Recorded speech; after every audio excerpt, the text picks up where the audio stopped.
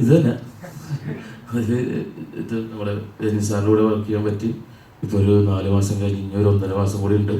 കുറച്ച് നാളായിട്ട് ഒരു 4-5 മാസമായിട്ട് കൂലി ഫിലിമിൻ്റെ വർക്കിലാണ്.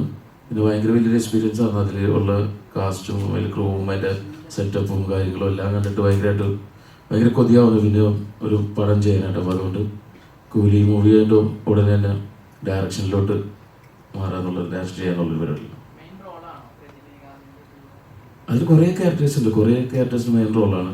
അതിപ്പോൾ ഒന്നും പുറത്തു വരാൻ പറ്റാത്ത ഒരു സിറ്റുവേഷനിലേക്കാണ്. ആരാ പറഞ്ഞ? എന്നോട് പറഞ്ഞ എനിക്കറിയില്ല.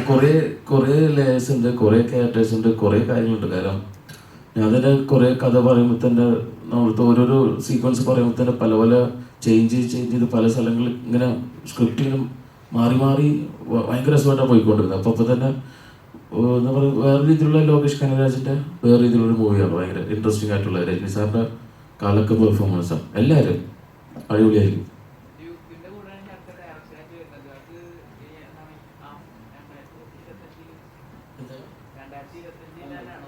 ഈ വർഷത്തിനുണ്ട്. അതിനെ മതി കൂലി മൂവി കഴിഞ്ഞിട്ടുള്ള ബാക്കി പരിപാടി ഡയറക്ഷനിലോട്ട് കയറി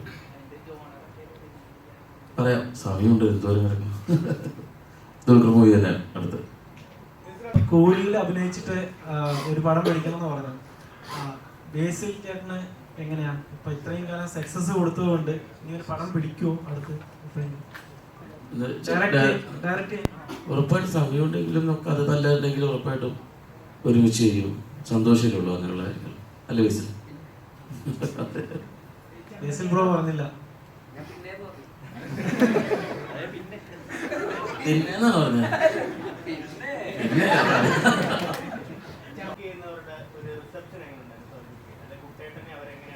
ഭയങ്കര തികച്ച വ്യത്യാസമായിട്ടുള്ള ആൾ. ഞാൻ വിചാരിക്കാത്തതിലും കൂടുതലാണ് അവിടെ. തമിഴ് മൂവി ഞാൻ ചെയ്യുന്നതാണെങ്കിൽ പോലും കൂടുതൽ ഷൂട്ട് നടന്നത് വിശാഖ് അങ്ങനെയുള്ള സ്ഥലങ്ങളാണ്, ആന്ധ്ര അങ്ങനെയുള്ള സ്ഥലങ്ങളാണ്. അവിടെയുള്ള ആൾക്കാർ പോലും ഭയങ്കരമായിട്ട് തിരിച്ചെടുത്തിട്ട് കുട്ടായിട്ട് സുഭാഷ് എന്ന്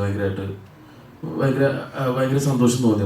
കാരണം അവിടെയുള്ള സാധാരണ കുഞ്ഞു സ്ഥലങ്ങളുള്ള ആൾക്കാർക്ക് വലിയ സ്ഥലങ്ങളാണെങ്കിലും എല്ലാവരും മൂവി കണ്ടിട്ടുണ്ട്. അപ്പോൾ അത് അവിടെ വരെ റീച്ച് എത്തിയതിൽ വളരെ സന്തോഷമുണ്ട്. അതെല്ലാവരും തിരിച്ചറിഞ്ഞതിൽ ഭയങ്കരമായിട്ട് സന്തോഷമാണ്. ചെന്നൈയിലൊക്കെ ഭയങ്കര രസമായിട്ടുള്ള റെസ്പോൺസാണ് കാണുമ്പോഴൊക്കെ. ഭയങ്കര സന്തോഷം. ഇല്ല, എല്ലാവരും പറയുന്നത് എന്താ പറയുക, ഓക്കെ ഭയങ്കര സന്തോഷം. ഇപ്പം അതിൻ്റെ ലാസ്റ്റ് മൂവ് ഇതൊക്കെ അങ്ങനെ അതിൻ്റെ റിസ്ക്കും കാര്യങ്ങളൊക്കെ ചോദിച്ചിട്ട് കുറേ അധികം സംസാരിച്ച് എങ്ങനെയാണ് അതിൻ്റെ ഷൂട്ട് ചെയ്ത കാര്യങ്ങളും. പിന്നെ ഗിരീഷ് ത്രൂ ഔട്ട് ലൊക്കേഷൻ്റെ കൂടെ ഉണ്ടല്ലോ, ഗിരീഷ് കേൾക്കാതെ. അപ്പോൾ ഗിരീഷിന് എല്ലാ കാര്യങ്ങളും ഓൾറെഡി പറഞ്ഞിട്ടുണ്ട്.